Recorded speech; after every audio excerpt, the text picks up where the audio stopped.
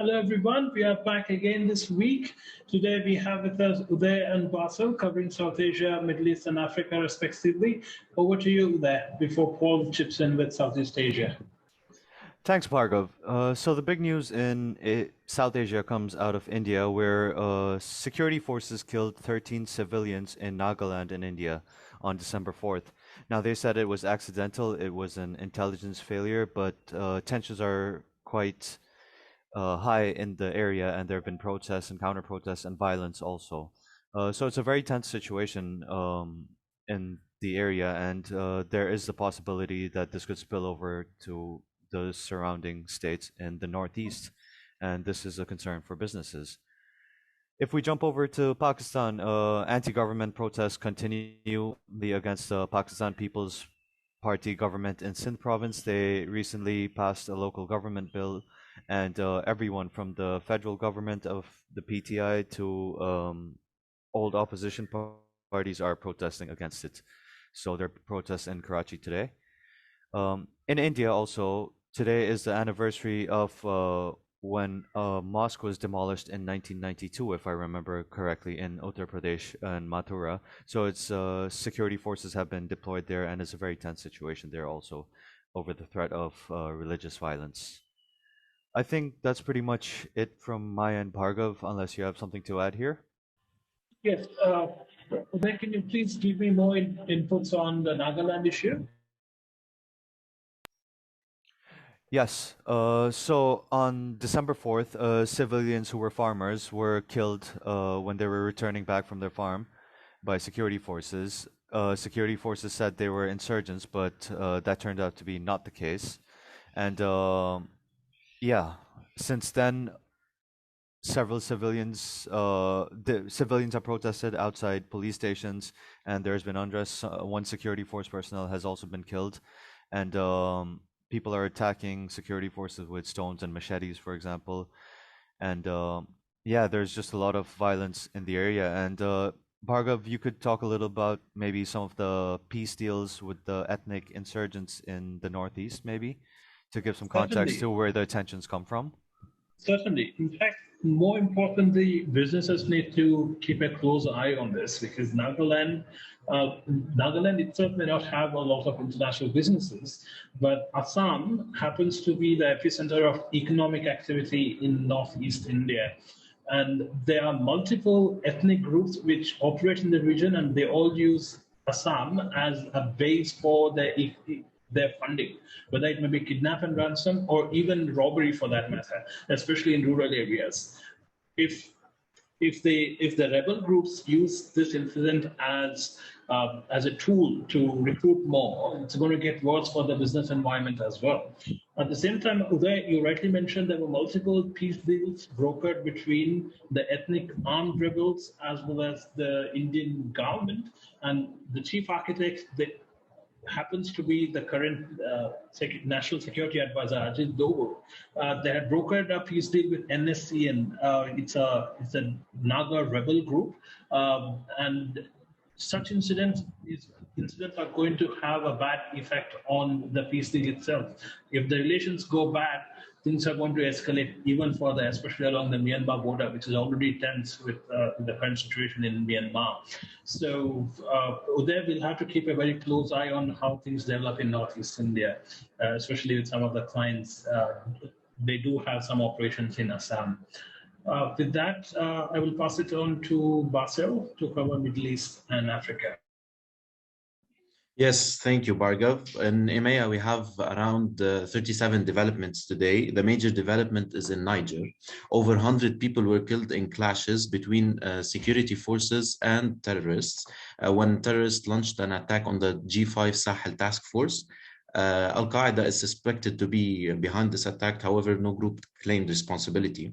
If you go over to North Africa, especially in Tunisia, the Tunisian General Labor Union called for more protests against President Kais Saied and urged President Kais Saied to construct a national dialogue with political parties and national organizations for early elections.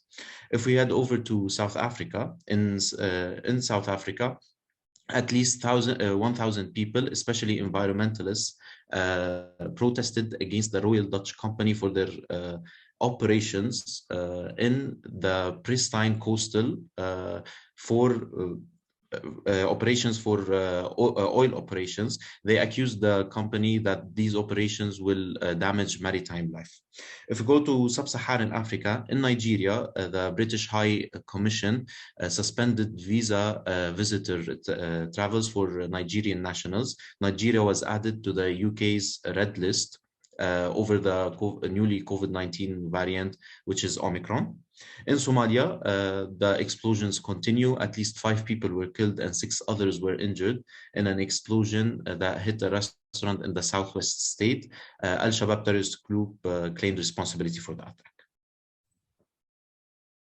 Thank you, Bassel. In Europe, there were multiple protests related to COVID-19 restrictions and mandatory requirement for vaccine certification, primarily in Belgium. Then there was one more in Germany, and there were other protests in France as well. This was related to right-wing groups. In fact, this was against the right-wing presidential candidate Eric Zemmour, and this happened in Paris, northern suburb of Paris called Barbe. And more importantly, Eastern Europe continues to be tense.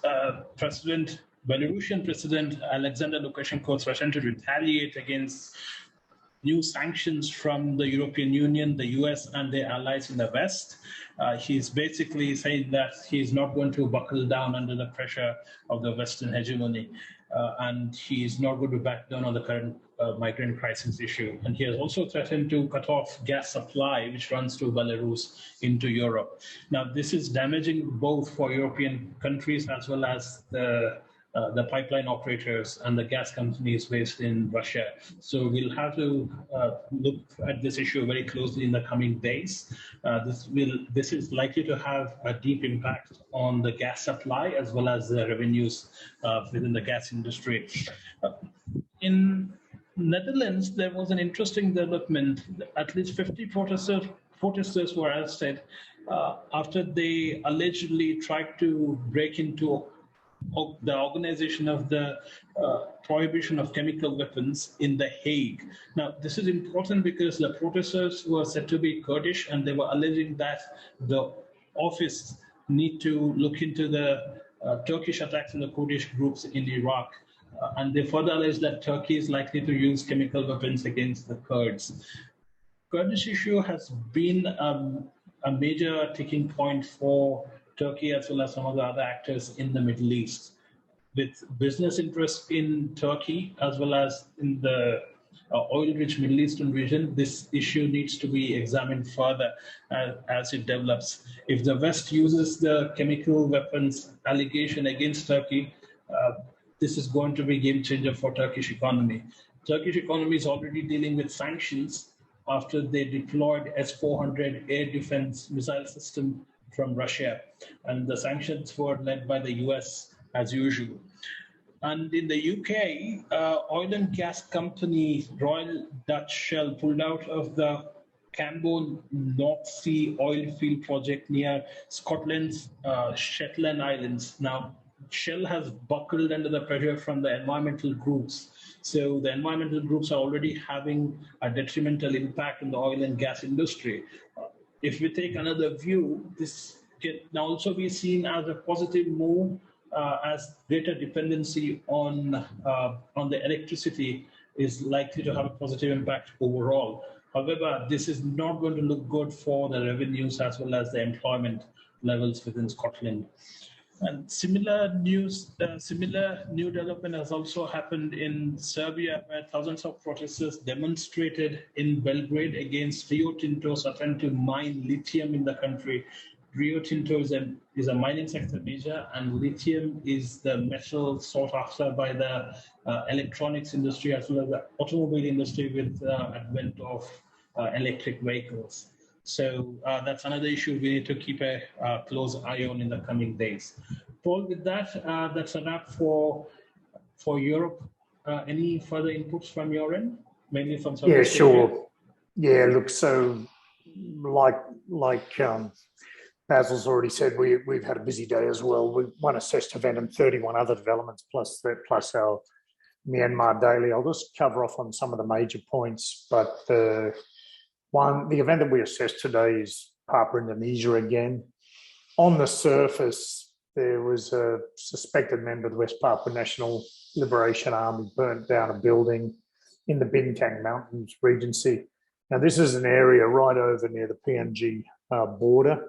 There was also another incident, albeit in late November, that's related where a soldier was shot dead and another was injured by TPNP members in the Suru district, which is a little bit further to the west, still very close to the PNG border. You know, as I mentioned, on the surface, this doesn't seem like such a big thing. However, if we go way back to March 2020, when Graham Wall, the New Zealander, was killed on an attack on a major office building in Freeport, at that time we assessed that it was clear that the progression in the tactics and the level of that attack and the diversions they set up indicated outside help, and we assessed most likely from paramilitary or military that have been trained in PNG by Australia's well-meaning but often naive forces. And as a result, that's something that NGOs and in particular Freeport and large construction companies need to keep an eye on, the likes of Petrocefis and of course Caterpillar. The TPNP is very entrenched in its presence in that Yahukimo and the Bintang Mountains Regency. And that violence illustrates the TPNB seeking to disrupt Jakarta's attempt to govern Papua. Those that aren't clients that may hear this publicly probably need to get in touch, because there's a lot of advancements there that I'm brushing over. In other developments in East Asia Pacific, in China, the government's ordered the reduction of retail prices of gasoline by about $67 a tonne. Also, again, seemingly unimportant to the West, but 2 new high-speed railway lines start operations today. The reason I say that's a little bit more relevant than the West thinks is often America plays down China's advancement and its economy and its efficiency of management. And if you look at the development of freeways, distributions, trains, shipping ports, perhaps it's time to take a less aggressive and a more congenial approach to working with what is already the largest global economy on a purchasing power parity basis. In Japan, the country has imposed tighter COVID restrictions for Japanese citizens and foreigners coming in from India, Greece and Romania. Skipping over to Mongolia, the import of goods via the Zaminud border checkpoint in Dornogovi province resumed yesterday. In South Korea, the country detected 12 Omicron COVID-19 cases so far. And in Brunei, the Labor Department issued warnings to 3 private companies for violating labour laws. And a very interesting point in Cambodia, the Health Ministry lifted the ban on travellers from 10 African countries who have a history of, for those who have a history of travelling to those countries. So over in Indonesia, we all know about the Mount Semeru eruption, which killed over a dozen people. But the state enterprise there said that 69 of the 79 affected electricity substations in Lumajang and East Java will be reactivated today. Also, flipping to Papua, the Malamoy Indigenous Peoples Institution, students and various organisations in Sorong Raya said they'll block all government activities in Sorong Regency, West Papua. This is very interesting because it comes ahead of a court decision that is expected to be handed down tomorrow. And this is a very interesting legal case. The Sorong Regency government filed a suit against 3 companies for violating customary land rights and revoked a previous government's directive. So if there's, and this involves how land permits were issued for palm oil. That's another seemingly innocuous issue if you're sitting in Jakarta or in the West, but this is far from an innocuous issue. Singapore, basically all travellers entering via vaccinated travel lanes will be required to take 7 daily tests, PCR on arrival if that's clear. you can do antigen rapid tests yourself for the 7 successive days, with the exception of days 3 and 7 that should be done in a professionally supervised clinic. Also, I guess of interest is for companies in the construction, marine shipyard and processes sector, employers of S-Pass and work permit holders can no longer go through the VDL scheme. So that's getting quite complicated. In Thailand, restaurants in 5 districts of Chiang Mai, as well as my hometown of Hua Hin and neighbouring Cha, alcohol can now be served between 11 and 2 in the day and 5 to 11 at night following the lifting of restrictions.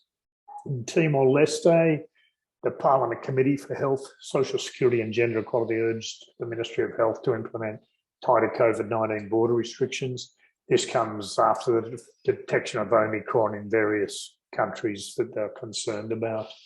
I'll skip Vietnam, Australia, Fiji, New Caledonia, but in New Zealand, a school in Winton, Southland, was placed under lockdown today following a shooting incident in the town. And in the Solomon Islands, authorities increased security in Honiara, where no confidence debates being held in Parliament against Prime Minister Manasseh Sogavare. I'm just going to give a quick overview update of Myanmar because its complexity continues. For those people that hear this, we issue a daily report to our Southeast Asia members. So if you have an interest in Myanmar, I suggest you get in touch with Bhargav and tee up a membership. But the Civilian Defence and Security Organisation, Myong, or CDSOM, said on December 4th that it has set up 5 security checkpoints at entry and exit points of Myong in Sagaing region. They said it's going to seize goods and commodities affiliated with the Tatmadaw, which is the Myanmarese military, and the State Administration Council. They said they seized 2 Tatmadaw vessels on the 3rd of December and allegedly in control of the Ayeyarwady River jetty. The resistance group was established in May and started operations on September 10. It's also a member of the 70-member Civilian Resistance Coalition formed on November 30. Also, approximately 90 Tatmadaw soldiers were killed in several attacks and clashes with resistance groups across the country since Friday. I'm skipping a lot of detail here because it's a detailed report, but thousands of residents from 4 villages near Ningin in the Sagaing region fled their villages on December 4 due to raids by the Tatmadaw. In Yangon, explosions were recorded between December 2 and yesterday in several townships, and gunmen set fire to a Yangon bus service. Also, a police officer from Paduk Police Station in Haing was shot dead. And skipping, 20 or 30 other developments, but in the economic side, the Ministry of Commerce, the foreign trade deficit for the 2021-22 fiscal year has reached USD 57 million by mid-November. The ministry said the Myanmar-China border trade via Muse earned just over $95 million in the same period, but this is a decline of $630 million. The senior General Min Aung Hlaing said on 3rd of December that foreign investment in the country has declined drastically since the declaration of a state of emergency on February the 1st. And just to summarise fatalities, basically from May 31 of this year, civilian deaths are estimated by our analysts to be at about 1,660. Estimated security force fatalities at about 4,390. And COVID's much higher at 19,140. Bhargav, nothing else to add. Quite a long summary by us all today, so we might break it off there. Thanks for all your input, chaps. Thank you both. We'll call it a day here. Thank you.